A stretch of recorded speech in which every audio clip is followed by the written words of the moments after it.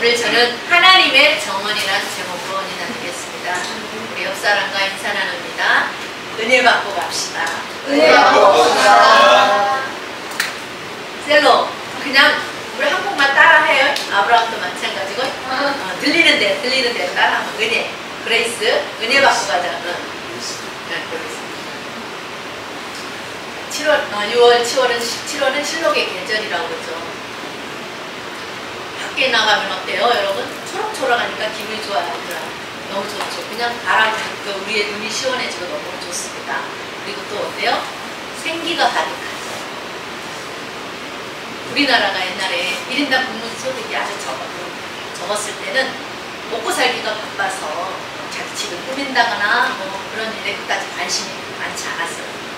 그런데 지금 어때요? 다들 부자예요. 다들 먹고 살만하니까 많은 사람들이 뭐 실내 정원을 갖고 있는 막 그런 사람들이 많아졌어요. 옥상도 실내 정원을. 그래서 그리고 또 요즘은 어때요? 집을 소유하고 그것을 아름답게 가꾸고 그것을 또 유튜브를 통해서 막 공유하는 시대예요. 예전 같았으면 어땠어요? 나의 집을 공개한다는 걸 굉장히 꺼려했잖아요. 근데 지금은 자기의 집을 자기의 개성대로 꾸미고 그것을 공유하는 것을 좋아하고 기뻐합니다. 시대가 참 많이 바뀌었죠. 사람들은 누구나 그래요. 속으로 그래요. 남들 집 어떻게 해놓고 살고 있을까? 이렇게 궁금해합니다. 그래서 지나가다가 담장에 아름답게 핀 불장미가 이렇게 있는 그런 집을 또 담쟁이가 이렇게 타고 올라가는 그런 아름다운 집을 보면 누구나 저런 집에서 한번 살아보고 싶다라는 그런 생각을 합니다. 이렇듯 사람들은 자연을 좋아해요. 꾸밈이 없는 이 자연을 통해서 힐링을 합니다. 그래서 누구나 하나님의 그 위대한 별작품을 보고 감탄하지 않을 수가 없죠. 와. 어린아이들은 작은 것만 봐도 와 감탄사를 연발을 하는데 나이가 들어갈수록 어때요? 감탄사를 연발을 안 한대요. 근데 아가씨들이 나이 든 사람들이 젊은 아가씨를 좋아하는 이유가 와 감탄사를 잘한대요. 그래서 좋아해요. 여러분 이 지구는 지혜가 무궁하신 하나님이 잘 만들어 놓은 하나님 정원입니다. 우리는 하나님께서 창조해 놓으신 이 아름다운 그 정원 안에 살아가고 있습니다. 그러면서도 세상은 누가 이 아름다운 정원을 만들었을까?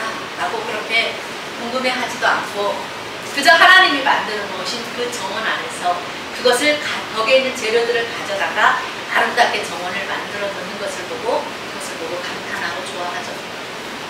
사람들은 하나님의 정원에서 휴식을 하고 안식을 하지만 안타깝게도 그것의 주인이 하나님인 것을 모릅니다. 어떤 사람은 하나님이 주신 재료를 가지고 자기 집의 정원을 아름답게 만드는 사람이 있어요. 뿐만 아니라 그것을 무료로 개방을 해서 꽃을 좋아하는 사람들이랑 누구라도 찾아와서 함께 즐기기를 좋아합니다. 세상에는 그렇게 하나님이 만들어 놓으신 그 재료를 가지고 각각 자기 취향에 맞게 아름답게 정원을 가꾸고 그렇게 집을 가꿉니다. 여러분들에게는 어떤 취미가 있습니까? 저도 시골에서 자라다 보니까 흙냄새가 좋고 풀냄새가 좋고 그래요. 그래서 저렇게 옥상에 여러 가지를 심었어요. 꽃 가꾸는 것도 좋아하고 식물 가꾸는 것도 좋아합니다. 이 집이라는 곳에 그런데 아무것도 없이 이렇게 깨끗한 것도 좋지만 저기 한쪽 구석에 여러분들 올라오시면서 어제 제가 여기다가 청소하고 식물을 하나 갖다 놨어요. 보셨습니까? 못 보고 올라왔어요. 느낌 다르지 않았습니까? 그랬어요, 안 그랬어요? 뭔가 싱그러움이 느껴졌을 거예요. 근데 집이라는 것이 아름다우고 깨끗한 것도 좋지만 그런데 저기 한쪽 하얀 그 벽면 아래에 예쁜 꽃이나 식물 하나를 다 갖다 놓으면 그 집이 더욱더 생기가 있어 보입니다. 그래서 사람들 어때요? 식물을 가꾸고 꽃을 가꾸며 살기를 좋아하고 저는 생활을 꿈꾸죠. 그래도 지금은 어때요? 먹고 살만하니까 비싼 식물을 사서 식테크도 하고 온통 집을 식물 공간으로 꾸미는 그런 사람들을 일컬어서 이제 그런 사람들은 그 식물들을 일컬어서 반려식물이라고 그렇게 말합니다. 간혹 어떤 사람들은 인간관계를 어려워하는 사람들도 있어요. 그래서 이런 사람들에게는 식물을 키우는 것이 굉장히 좋은 취미가 됩니다. 왜냐하면 어때요? 사람들이 점점 이게 감정이 메말라가기 때문에 내가 일방적으로 어떤 관심과 사랑을 주게 되면 상처받기도 하고 그런데 이런 어떤 식물을 키우는 어떤 취미를 통해서 굳이 사람처럼 맺지 않아도 되니까 그런 식물들을 키우고 혼자서 즐기는 거죠. 그리고 가꾸다 보면 어때요? 새잎이 한 장 나올 때마다 그렇게 기분이 좋은 거예요. 꽃이 하나 탁 필 때마다 너무 기쁜 거예요. 아름답게 꽃을 피움으로 기쁨을 얻기 때문에 또 식물을 키우는 거죠. 어떤 아름다운 정원이 있는 집에서 가족 간에 화목하고 웃음꽃이 피는 그런 가정이라면 더할 나위 없겠죠.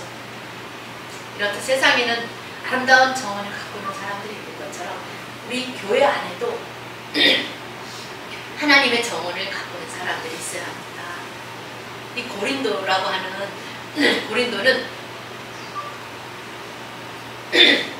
하는 이 교회는 이 하나님의 정원에 바울 사도가 이 고린도 사람 중에 하나님을 믿는 사람들을 심어놨어요. 그 고린도에 사는 사람 중에 하나님을 믿는 사람들을 하나님의 교회라는 공동체 안에 그 하나님의 정원 안에 사람들을 심었죠. 그리고 아볼로는 그들에게 물을 주었다라고 하나님의 말씀을 먹였다라고 말씀합니다. 그런 그 고린도 교회 성도들에게 보내는 이 편지에서 바울 사도는 고린도에 있는 형제들에게 말하기를 내가 신령한 자들을 대함과 같이 너에게 말할 수가 없어서 육신에 속한 자 곧 그리스도 예수 안에서 아이들을 대함과 같이 한다라고 내가 너희를 젖으로 먹이고 밥으로 먹이지 않았다.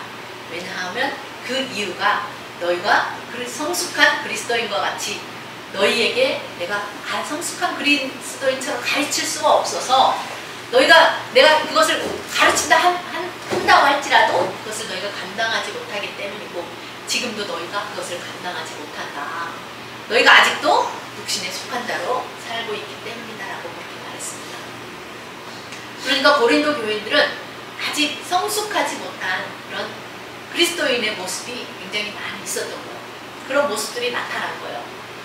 그래서 바울 사도는 이 고린도 교회에 있는 성도 교인들에게 너희가 육신에 속한 자라고 그들의 상태가 지금 어떠한지 밝히 말해주고 그러니까 그들 가운데 나타나는 증상을 보니까 3절에 보면 그것이 너희 가운데 시기와 분쟁이 있는 것이라고 그렇게 말합니다.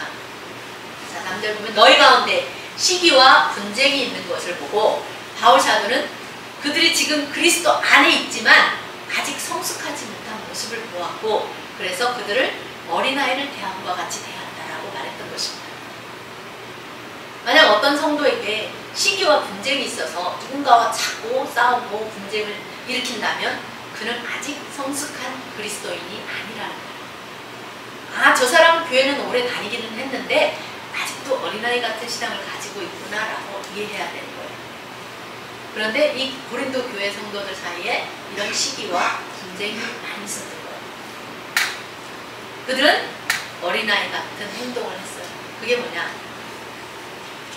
어떤 사람은 나는 바울에게야 라고 나는 아볼로에게야 라고 하면서 육신에 속한 사람처럼 그렇게 시기함으로 남이 잘 되는 것을 싫어하고 또 시험하고 미워함으로써 분쟁이 생긴다는 거예요.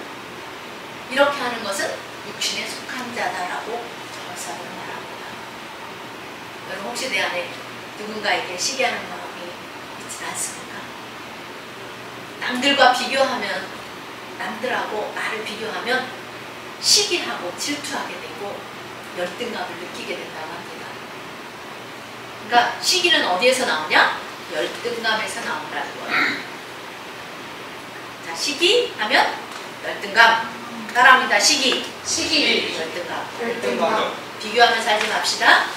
자, 여러분 하나님이 나를 남과 다르게 지었다는 것을 인정하고 자존심을 가지고 공평하신 하나님께서 남에게 없는 것, 나에게 주신 것 있어요. 그쵸? 그 사람에게만 준 게 있고 나에게만 준 게 있어요. 그렇기 때문에 하나님이 나에게 준 것을 개발해야지, 남과 비교하지 말고 나에게 주신 것을 개발해야지. 자꾸 비교하면 안 돼요. 그럼 자꾸 열등감이 생겨요. 자신을 사랑해야 돼요. 여러분 스스로를 사랑하시기 바랍니다. 누가 여러분을 사랑하지 않는, 내가 먼저 나를 사랑해주지 않는데 남이 나를 어떻게 사랑해주겠어요? 그쵸? 그러니까 여러분 스스로를 먼저 사랑해야 돼요. 자신을 사랑하면서 열등감이 아니라 우월감을 가지고 살아야 돼요. 열등감의 반대는 뭐다? 우월감이다. 혹시 나도 누군가를 시기하는 마음이 없는지 한 주간 돌아봅시다. 나에게 아직도 시기하는 마음으로 분쟁을 일으킨다면 그 사람은 나는 아직 육신에 속한 자라고 하니까 우리가 그렇게 하지 않음으로써 성숙한 그리스도인이 되기를 힘써야 될 줄 믿습니다. 네. 가인은 하나님이 가인과 아벨이 제사를 드렸는데 하나님이 아벨과 제물은 받으셨으나 가인과 제물은 받지 않으셨다고 했어요. 이 과가 들어가 있어. 가인과. 그러니까 가인이라는 삶과 제물, 아벨이라는 사람과 그 사람의 삶과 제물을 이렇게 제사를 드린 거예요. 그러니까 우리의 삶도 제사로 들어가는 거예요. 어떤 헌금만 제사가 아닌 거예요. 자, 그것을 누가 하나님이 지켜보고 계시잖아요. 하나님이 분명하게 하늘에서 지켜보고 계셨는데 가인은 하나님이 기뻐하는 삶을 살지 않고 재물만 갖다 떡하니 된다고 그걸 봤나요? 하나님이? 너의 삶의 중심을 보는 거잖아요. 그래서 하나님이 가인과 가인의 재물을 받지 않으셨는데 동생만 받으셨다는 그것을 보고 시기를 함으로써 아벨을 죽이는 최초의 살인자가 되었습니다. 자, 시기가 들어가니까 살인하고 싶은 마음이 생기는 거예요. 열등감, 비교의식을 가지니까 동생을 죽이고 마는 거예요. 야곱의 아내 라헬과 레아가 서로 시기 질투하다가 자기 여종들을 남편에게 주잖아요. 그래서 아내가 갑자기 야곱은 한 명만 원했어요. 라헬 하나만 원했어요. 근데 갑자기 아내가 4명이 되어버렸어요. 다 어디에서 비롯된 거예요? 시기지. 요셉의 형들이 아버지가 요셉을 자기들보다 더 사랑한다는 것을 알고 시기에서 나중에 어때요? 이 요셉을 애굽의 종으로 팔아버리죠. 사울왕도 어때요? 다윗과 비교하는 거예요. 사람들이 사울이 죽인 자는 천천히지만 다윗이 죽인 자는 만만이라고 그렇게 다윗을 더 좋아하니까 그 말을 듣고 시기가 나서 비교하니까 천천만만이라고 막 이러면서 비교하니까 열등감이 생기니까 시기 질투가 나서 어때요? 사울의 전 인생을 어떻게 해요? 사울이 다윗을 죽이려는 그런 인생을 살다가 죽잖아요. 살리는 삶을 살아야지 죽이는 삶을 살면 하나님이 기뻐하시겠어요. 자신의 인생을 망치는 거예요. 또 종교 지도자였던 제사장들과 유대인들은 어땠어요? 예수님을 시기했다고 했어요. 예수님을 시기해서 어떻게 하면 죽일까 이것을 맨날 꾀했다고 했습니다. 그래서 예수님이 하나님이시라고 하니까 그것을 예수님 신성을 모독했다고 어떤 사람을 세워서 거짓 증언을 하게 해서 예수님을 십자가에 못 박아 죽도록 넘겨주지 않았습니까? 이렇듯 시기는 무섭게 죽이는 그런 파괴력이 있습니다. 잠언 14장 30절에 보면 마음의 화평은 육신에게 생명이지만 시기는 뼈의 썩음이니라고 그렇게 말합니다. 이 시기라는 잡초, 이 쓴뿌리를 제거하지 않으면 자신의 뼈를 썩게 만든다는 거예요. 이렇듯 타인을 시기하는 마음이 먼저 자기 자신을 파멸시키는데 어떻게 그냥 두겠어요. 내 안에 시기 이거 뽑아내야 되잖아요. 응? 여러분 하나님의 말씀과 기도로 어떻게 해진다고 했어요? 거룩해진다고 했어요. 그렇기 때문에 우리가 말씀 보고 기도하기를 계속해야 됩니다. 하나님이 어찌 남을 시기하는 자로 잘 되게 하겠습니까? 그 시기하는 마음이 부메랑이 되어서 자신의 뼈를 썩게 만든다는 거예요. 뼈가 썩으니 얼마나 고통스러워. 시기하는 그 마음을 가지고 있는 그 내내 그 사람은 고통 속에 살아가는 거예요. 기쁘지가 않아요. 행복하지가 않아요. 자기 스스로를 파멸의 길로 몰아넣는 거죠. 그런 거 있었잖아요. 물을 사랑한다고 하면 그 아름다운 물의 형체가 나오고 밥을 갖다 놓고 그 밥에다 계속 저주를 하면 밥이 금방 썩는 것과 같이 자신이 내뱉은 말을 먼저 자신이 제일 먼저 자기 귀가 듣잖아요. 악한 생각은 먼저 자신을 파괴한다는 것을 기억해야 합니다. 하나님이 하지 말라는 것 이런 것들이랑 우리가 다 버리고 평안한 감정이 되기 위해서 우리는 주님의 평안을 구하는 기도를 하시기 바랍니다. 평안을 이 하나님이 주셔야 마음이 흔들림이 없어요. 어떤 밖에 외부에 어떤 비바람이라든가 파도라든가 이런 내 인생에 부러치는 그런 모진 그런 것들이 불어와도 결코 마음이 흔들리지 않는 거예요. 중심이 흔들리지 않는 거예요. 아가서 8장 6절에 보면 질투는 수울같이 강한 잔인하다고 그랬어요. 무서운 거죠, 질투는. 잠언 27장 4절에는 투기 앞에 설 자는 아무도 없다 라고 했어요. 갈라디아서 5장 19절로 21절에 보면은 쓴뿌리를 마음에서 뽑아내버리지 않으면 하나님의 나라를 유업으로 받을 수 없다라고 무섭게 경고하고 있습니다. 그래서 베드로 사도는 시기를 버리고 신령한 저신 말씀을 사모하여 구원에 이르기를 힘써라 라고 당부했습니다. 그럼 우리가 어떻게 기도해야 돼요? 시기를 버리고 신령한 저신 이 말씀을 사모함으로써 구원에 이르기를 힘쓰는 저와 여러분들 되기 바랍니다. 네. 5절에 보면 그런즉 아볼로는 무엇이며 바울은 누구냐 무엇이냐 그들은 주께서 각각 주신 대로 너희로 하여금 믿게 한 사역자들이다. 나는 심었고 아볼로는 물을 주었지만 오직 하나님께서 자라게 하신다. 그런즉 심는 이나 물 주는 이나 아무것도 아니고 오직 자라나게 하시는 이는 하나님뿐이다. 심는 이와 물 주는 이가 한 가지이나 각각 자기가 일한 대로 상을 받으리라 말씀합니다. 그러면서 그 절에 보니까 우리는 즉 바울과 아볼로는 하나님의 동역자들이고 너희는 하나님의 밭이다. 하나님의 집이다라고 말합니다. 이 하나님의 교회라는 이 정원을 하나님의 정원을 아름답게 가꾸어지기를 원하십니까? 교회는 우리가 한 가지 동일한 목적을 가지고 보이는 공동체입니다. 바울과 아볼로가 하나님의 동역자로서 진리의 말씀을 가르치고 그것을 위해서 함께 수고하고 복음을 위해서 함께 늘 일을 하며 하나님의 일꾼이 되었던 것처럼 오늘 우리도 이 하나님의 말씀을 하나님의 은혜로 우리가 구원을 받고 예수님의 그 십자가의 사랑과 십자가의 그 죽으심과 그 부활을 믿음으로써 하나님의 복음을 전파하는 일을 함께하는 하나님의 동역자들이 되었습니다. 바울에게 브리스가와 아굴라가 있었고 디모데와 디도, 에바브로디도와 빌레몬이 있었고 마가와 아리스다고와 데마와 두가와 실라와 바나바가 있었던 것처럼 저와 여러분도 하나님의 집에서 하나님의 밭, 하나님의 정원을 가꾸는 동역자들이 되어야 하겠습니다. 정원사가 어때요? 매일 꽃과 나무를 가꾸잖아요. 들여다보고 물은 좀 필요하지 않는지 마르지는 않았는지 벌레가 있지는 않은지 이렇게 들여다보고 벌레를 퇴치하고 잘 자라지 못하면 거름을 주고 하면서 물을 주고 하면서 가꾸는 것처럼 우리 교회도 시기와 이 분쟁이라는 그런 잡초를 다 뽑아버려야 돼요. 내 안에 어떤 사람을 시기 분쟁이 있는 사람을 교회 하나 딱 보면 교회가 시끄러워요. 그럼 어느 순간부터 막 누구 어떤 분이랑 막 자꾸 부딪히고 싸우고 막 이런 교회가 되는 거예요. 그래서 이 우리 각자 안에 있는 이 시기와 분쟁의 잡초를 다 뽑아버리고 이 하나님의 교회를 사랑과 평화가 넘치는 그런 아름다운 교회를 바꿔야 될 줄 믿습니다. 이 고린도 교회 성도들이 나는 바울파야, 나는 또 어떤 사람은 나는 아볼로파야 그러면서 파가 나뉘어졌다는 거예요. 교회에서 이런 모습은 아름다운 게 아니죠. 하나님 원하시는 모습은 아니에요. 서로 시기함으로 분쟁이 일어나요. 분쟁이 일어나니까 나누게 되는 거예요. 그래서 이것을 본 바울 사도는 고린도 교회 성도를 향해서 육신에 속한 자다라고 그렇게 말한 것입니다.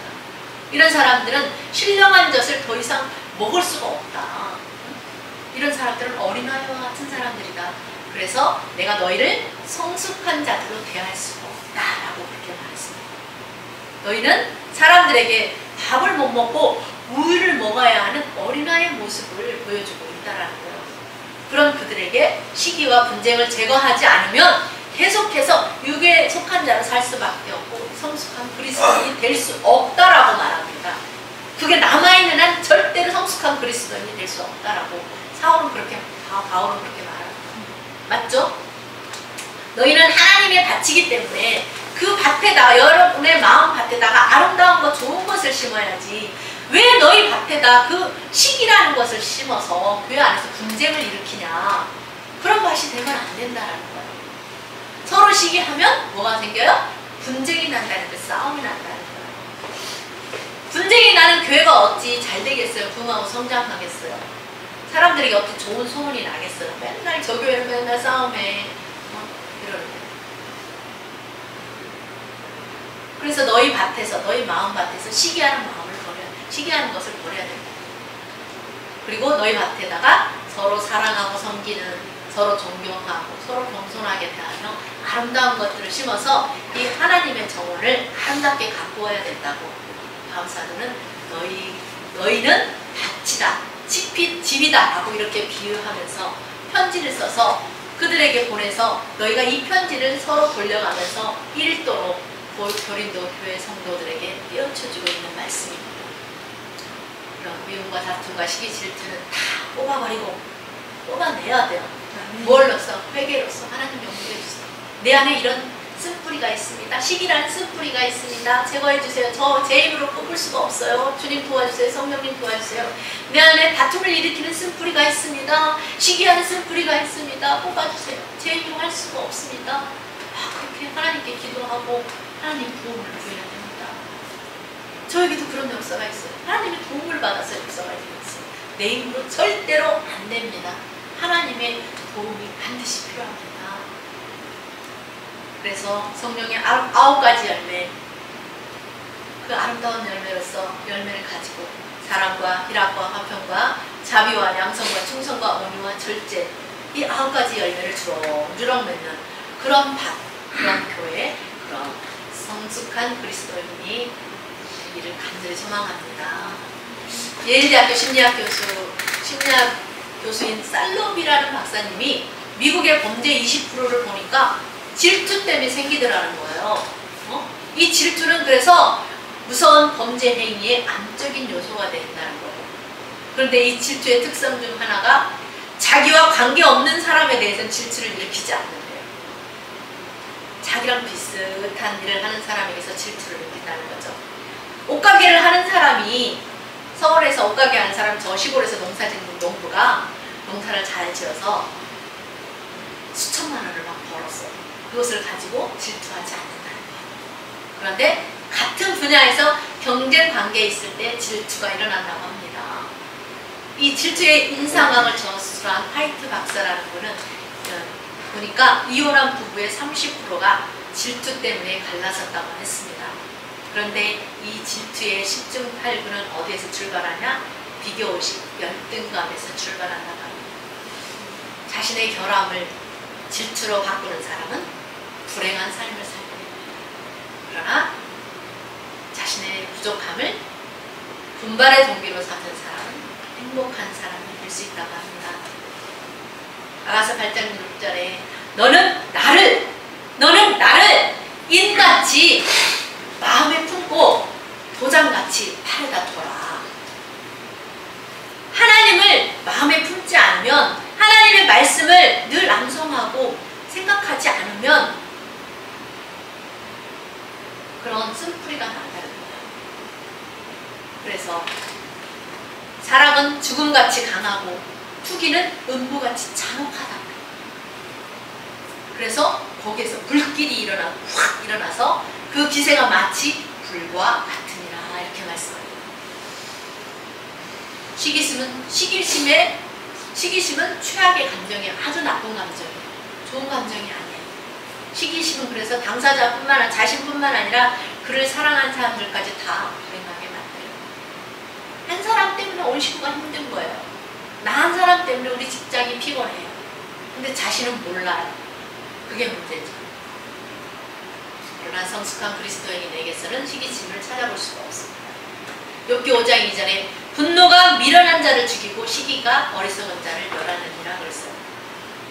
혹시 시기와 질투로 나에게 나에게 주어진 그 소중한 달란트를 보지 못하고 있지는 않습니다. 눈이 먼 질투는 많은 것을 보지 못하게 만든다고 합니다. 듣지 못하게 만든다. 결국 학계를 가져옵니다. 오늘 본문 말씀 9절에 보면 우리는 하나님의 동역자들이요 너희는 하나님의 밭이요 하나님의 집이니라 그럽니다.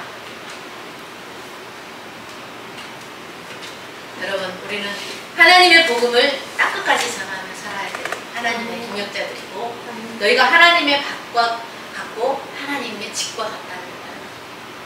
그래서 우리가 많이 암송했던 사도행전 1장 8절 오직 성령이 너희에게 임하면 너희가 권능을 받고 예루살렘과 온 유대와 사마리아와 땅끝까지 그러되 증인이 되는 그런 삶을 살아야 된다고 우리가 이 말씀을 얼마나 귀에 못이 박히도록 들었고 얼마나 암송을 했습니까?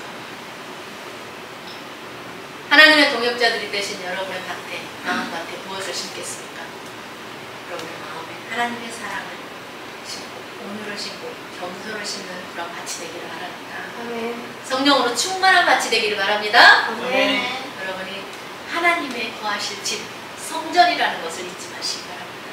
그래서 저와 여러분의 밭과 집에 있는 이 하나님의 정원을 아름답게 가꾸어서 아름다운 것을 심고 감사를 심고 순종을 심고 예배를 심고 전도를 심고 기도를 심고 이 말씀을 심어서 또 찬양을 심어서 성숙한 그리스도인이 되고 시기 질투함으로 말미암아 육적인 사람이 되지 말고 여러분 한 사람 한 사람이 밭으로서 역할을 잘 감당하면 아름답고 소중한 이 교회가 하나님의 아름다운 정원이 될 수가 있습니다.